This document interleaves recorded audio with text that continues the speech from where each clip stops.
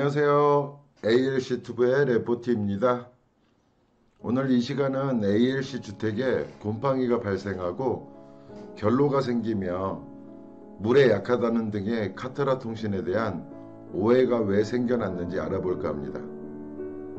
영상에 보이는 주택은 저희 집 주변에 시공했던 주택인데 아무래도 제가 ALC에 관심이 많아 ALC 주택을 짓는데 안 가볼 수가 없었겠죠.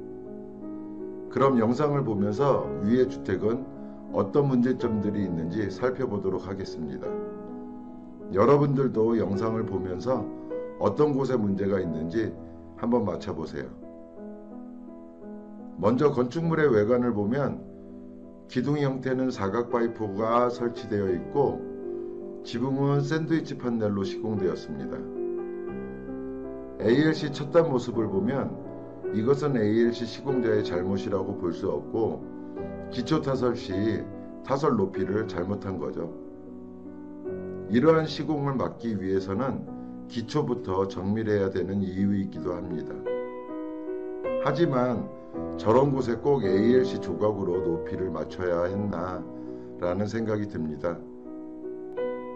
그리고 벽을 자세히 보면 쇠망치 자국이 보이는데 결국 이 현장은 블럭 조족 시 고무망치를 사용하지 않고 쇠망치를 사용한 것 같습니다.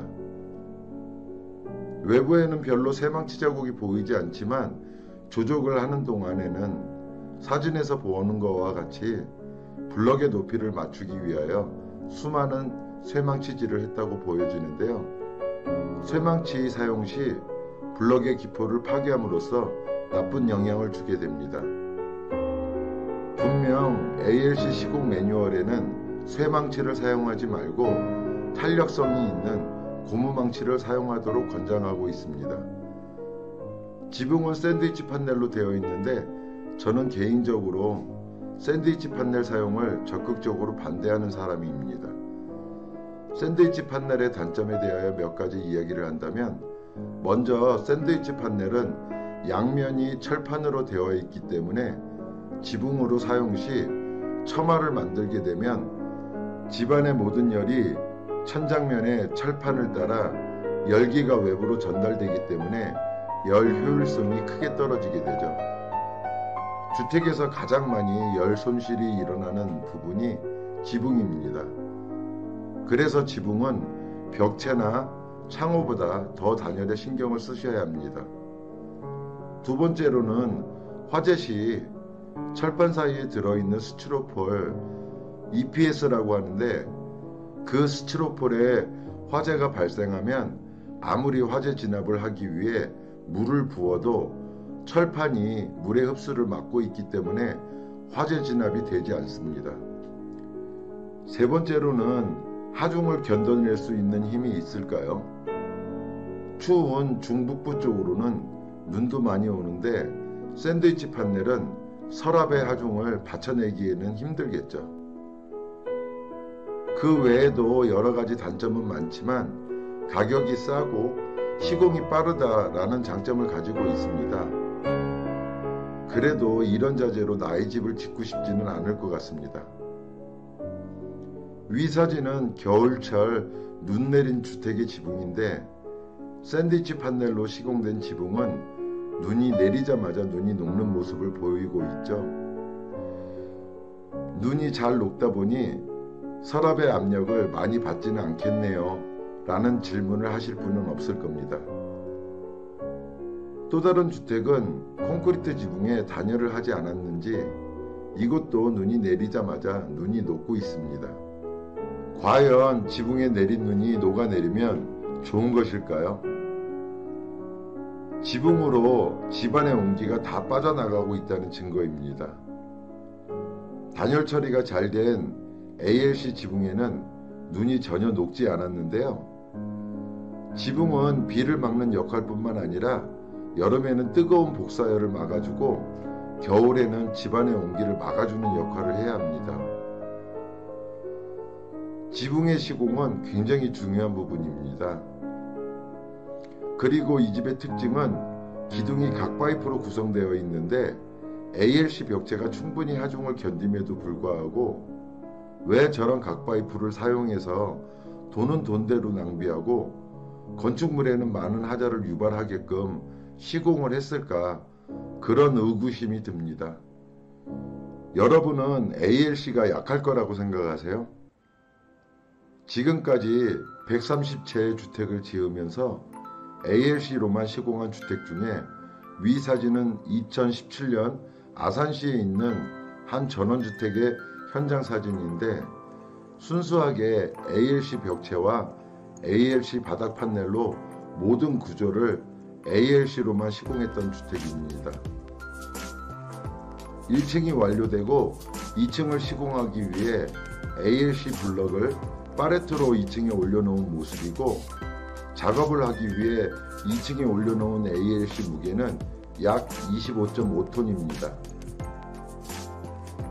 이 사진은 2013년도 충남 대산에 있는 전원주택으로 이것도 ALC로만 구성되어 있고 1층에는 2층을 떠받치는 지지대 서포트라는 것이 하나도 설치되어 있지 않은 상태입니다.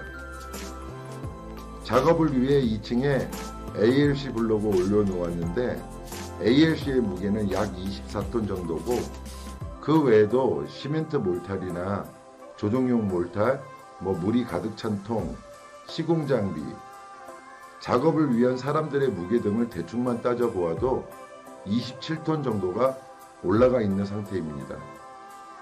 이 무게는 저희가 작업을 위해 작업 공간을 두고 물건을 적재한 것이고 더 올려놓을 수 있지만 작업에 방해가 되기 때문에 이 정도만 올려놓고 작업을 하게 됩니다. 과연 우리가 집에서 생활을 하면서 집안에 30톤 정도의 물건을 올려놓고 살아야 하는 일이 있을까요? 이렇게 ALC는 우리가 생각하는 것보다 더 이상의 무게를 견디는 제품인데 카터라 통신에 따르면 ALC 바닥 판넬은 약하고 걸친 길이도 짧고 테두리보의 구성은 위험하기 때문에 피아노 같은 무거운 짐을 올려놓을 수 없어서 콘크리트로 걸친 길이를 다 걸어서 바닥을 구성해야 한다 라는 등으로 전혀 근거 없는 소문을 내는 사람들이 있습니다. 건축은 많은 물리적 요소와 과학적 요소를 담고 있는데 이러한 내용을 습득하지 못하고 제대로 된 실무 교육을 받지 못한 불량 시공자들은 과학적 물리적 현상은 무시하고 스스로의 경험치를 앞세워 주택을 시공하고 있어 많은 불량 주택을 만들어내고 있는 것이 현실입니다. 이제 실내로 들어가 볼까요? 실내로 들어와 보니 ALC 블럭과 블럭 사이에 매지 작업을 해 놓아서 그런대로 말끔한 조적으로 보였습니다. 하지만 화장실로 보이는 곳으로 들어가 보니 이게 과연 집인가 이런 생각이 들더군요. 여러분은 사진 속에서 어떠한 문제점이 보이십니까? 사진 속의 문제점은 먼저 창문의 상단 부분인데요. 창문이나 문을 설치하기 위해서 공간을 만드는데 그 공간을 개구부라고 부릅니다. 그런 개구부 상단에는 인방을 설치하도록 되어 있는데 이곳은 인방을 사용하지 않고 철근이 들어있지 않은 블럭 2장을 연결해서 시공했네요. 여러분은 이해가 되시나요? 정면에 보이는 외벽과 내벽의 ALC 줄눈을 보면 수평적 줄눈이 일치하지 않고 있습니다. 그렇다면 외벽과 내벽을 끼워 쌓기 하지 않았다는 증거죠. 설치된 인방자리 블럭 밑으로 톱날 자국이 있어 자세히 들여다보았습니다. 그랬더니 외부가 훤히 보입니다. 이런 현상의 원인은 블럭을 절단하는 기계가 직선 톱이 아닌 원형 톱을 사용하여 절단했기 때문에 일어나는 현상이지만 시공자의 성의만 있다면 원형 톱으로 어느 정도 절단하고 나머지 부분은 일반 손톱을 이용하여 직각으로 절단했다면 이런 현상은 일어나지 않습니다. 이것도 인방을 설치하지 않고 블럭을 이어 붙였네요. 매지 작업을 해서 눈가림을 하려 했으나 끝부분이 블록을 이어붙인 게 보이죠? 모든 개구부에는 인방을 사용하여야 한다라는 규정이 있습니다. 인방의 종류는 일반 인방과 구조 인방으로 나누어지는데, 일반 인방은 철근이 4개에서 6개 정도 들어있고, 구조 인방은 철근이 8개에서 12개까지 들어있습니다. 위에서 아래로 내려오는 힘을 하중이라 하는데, 하중을 받지 않는 곳에는 일반 인방을 사용해도 무방하나 구조적으로 힘을 받는 곳에는 분명히 구조 인방을 사용하여야 합니다. 사진 속의 장면은 저희 현장의 인방 설치 모습인데요. 인방의 설치 규정은 개구부의 폭이 2m 이내일 때 한 곳에 걸친 길이가 200mm이고 양쪽으로는 400mm를 걸쳐야 합니다. 3m 이내일 때는 300mm의 걸침 길이를 지켜야 하는데 미터당 100mm씩 걸침 길이가 늘어난다고 보시면 되고, 하중이 없는 비내력 벽의 경우 150mm, 양쪽으로는 300mm의 걸침이 허용됩니다. 그리고 인방은 대부분 2개로 나누어져 있기 때문에 2층 바닥 패널을 걸쳐야 하는 인방 위에는 100mm 블럭이나 판넬을 사용하여 인방의 한쪽 면으로만 힘이 전달되는 편심이 일어나는 현상을 막아야 합니다.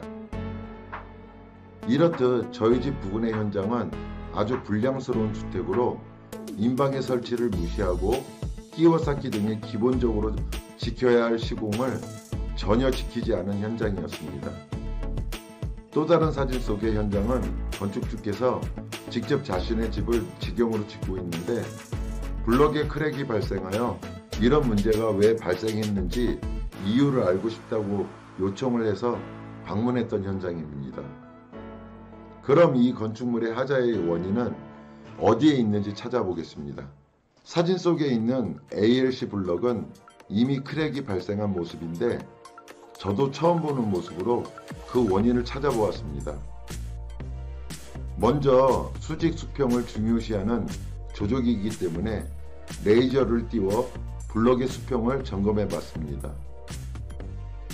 벽면이 만나는 모서리에 레이저의 수평빗을 두었습니다. 레이저 줄이 늘어날수록 레이저의 높이가 올라갑니다. 결론은 조족을 하면서 조족의 높이가 내려갔다는 증거겠죠. 또 다른 판단은 오히려 레이저가 내려가는 현상을 보입니다. 조족이 높아졌다는 증거이겠죠. 저희 현장에서도 높이를 체크합니다. 조족의 높이는 항상 2mm 이내에 들어와야 하는 것으로 시공하고 있습니다. 하지만 수평 유지가 중요한 조족조에서도 이 정도의 높이 차이가 난다고 해서 블럭의 크랙 현상이 일어나지 않기 때문에 블럭의 조족면을 면밀히 살펴보았습니다. 블럭과 블럭을 육안으로만 보아도 벌써 높이 차이가 있다는 것이 눈에 보이는데요. 여러분도 보이시나요? 블럭의 반쪽 면은 하단 블럭에 붙어 있고 다른 반쪽 면은 떠 있는 상태입니다. 하물며 블럭의 수평면으로 외부가 보입니다. 블럭의 수평면으로 외부가 보일 정도면 수직면은 오죽하겠습니까? 이런 현상의 원인은 ALC를 붙이기 위한 조족 모르타에 규정된 물의 양을 혼하지 않고 빨리 시공을 하기 위해서 규정보다 더 많은 물을 사용했기 때문에 일어납니다.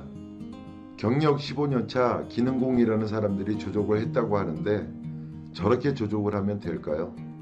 저 틈새로 여름에는 에어컨의 냉기가, 겨울철에는 따뜻한 온기가 빠져나가면서 열교가 생길 것이고 결로가 생겨 물이 흐르는 현상이 눈에 보이게 됩니다.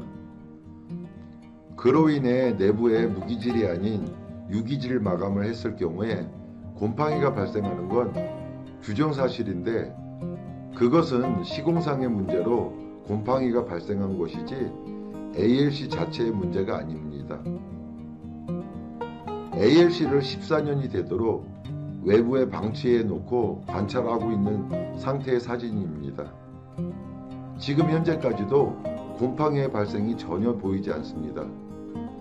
곰팡이가 발생할 수 없는 무기질 원료인데 그곳에 곰팡이가 발생하는 마감제를 사용하는 개념 없는 시공자들 때문에 그런 오해를 받고 있습니다. 위 현장의 시공은 아무리 외부에 스티로폴인 단열재를 붙인다고 하나 너무한 건 아닌가요? 어느 곳은 블록의 하단면에 조종용 몰탈은 보이지 않고 파장핀이라는 쇠조각이 들어있는데 파장핀의 용도는 ALC 블록이 얇고 높아서 쓰러질 수 있을 때 조족된 블록이나 패널의 모터가 굳기까지 임시 고정하는 것으로 사용되는 것이지 블록의 받침대로 사용되는 것은 아닙니다. 만약에 외부에 단열재를 붙였다면 이런 부분이 다 가려져 있을 것이고 건축주는 아무것도 모르고 있었을 겁니다. 이러한 현상을 막기 위해서는 조족조에서 가장 중요하다는 1단 시공에 많은 기술적 경험이 필요하고 높이의 오차를 줄이기 위해서는 면과리 등의 과정이 필요로 합니다. 이 현장에 크랙이 발생한 결론은 뻔하지 않을까요? 블럭이 바닥에 밀착되어 있어야 하는데 잘못된 조족으로 블럭이 허공에 떠 있다 보니 하중이 발생하면 당연히 크랙이 발생할 수밖에 없겠죠. ALC 시공 중 대표적으로 잘못 시공되는 부분이 있다면 가장 중요한 골조는 대충 빨리빨리 쌓고 외부를 통기성이 없는 단열재로 막아버리고 실내에서는 석고보드로 막아 이러한 문제점이 발생하는 것을 우려해서 눈가림을 하는 것이 현재 가장 문제점이라 할 수 있을 것 같습니다. 그래도 이곳 현장은 창문이나 출입문의 개구부에 블럭을 이어붙여 사용하지 않고 인방을 사용했으나 인방을 세워서 시공해야 하는데 다 눕혀서 시공을 했습니다. 이런 경우는 인방의 효력이 다 발휘하지 못합니다. 인방 제조 시 인방을 세워서 사용하도록 철근의 수량이나 배근의 위치가 설계되어 생산되고 있기 때문입니다. 이런 잘못된 시공은 인방이 시간이 지나면 처짐이 발생할 우려가 크죠. 물론 이곳도 몇 개의 계구부에는 인방을 이어 붙였습니다. 인방 밑으로 외부가 훤히 보입니다. 어떤 이유인지는 모르겠지만 ALC 블록 사이에 목재를 사용하여 천장의 틀로 사용했는데 ALC는 초기 수분이 많고 지속적으로 기건 상태가 되기 전까지 수분을 배출하기 때문에 ALC 블록에 직접 목재를 시공하는 것을 금하고 있습니다. 저희 현장의 지붕 목재 설치 모습인데요. ALC 지붕 판넬 위에 목재를 설치할 때는 ALC 전용 앙카를 사용하여 목재를 고정합니다. 목재와 ALC가 접촉되는 곳은 습기의 흡수를 막기 위해 실실러라는 제품을 사용하여 재료를 분리하고 있습니다. 이렇게 모든 목재는 ALC와 재료 분리 후 튼튼하게 고정되어야 합니다. 이곳 현장도 외벽과 내벽을 연결하는 끼워쌓기가 전혀 되어 있지 않았습니다. 그림에서 보시는 것과 같이 내벽과 외벽이 서로 연결되어 있지 않으면 위험하다는 경고의 만화입니다. ALC 외에도 모든 조족조는 외벽과 내벽이 서로 연결되어야 구조적으로 튼튼하고 하중 분산을 돕습니다. 끼워 쌓기는 절반 끼워 쌓기와 완전 끼워 쌓기가 있는데 끼워 쌓기를 하지 않았을 경우에는 사진에서와 같이 벽이 넘어질 수도 있겠죠. 시공을 하다 보면 끼워 쌓기가 어려운 부분을 만나게 되는데 이럴 때는 월타이 공법이나 철근 보강 방법이 있습니다. 전기가 배선되어야 하는 관에는 대못이 박혀 있고 계단의 높이는 일정하지도 않고 창호 시공에도 많은 문제점이 보인 현장이었습니다. 인방을 사용하지 않고 구조를 무시하면서 조족기능공이라고 할 수 없는 사람들이 ALC 시장에 많이 있는 것도 문제입니다.